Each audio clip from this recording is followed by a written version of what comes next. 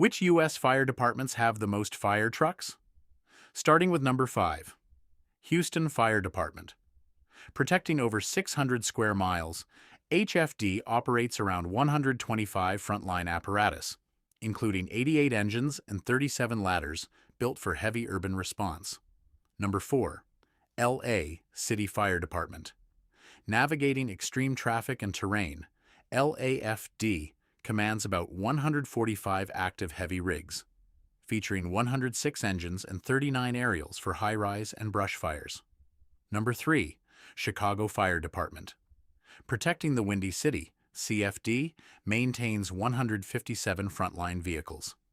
Their 96 engines and 61 ladders are specially winterized to battle freezing temperatures. Number 2. LA County Fire Department. Covering a massive 4,000 square miles, this agency fields over 200 active apparatus, including 170 engines ready for anything from ocean fronts to massive wildfires. Number 1. FDNY, the undisputed king of American fire fleets.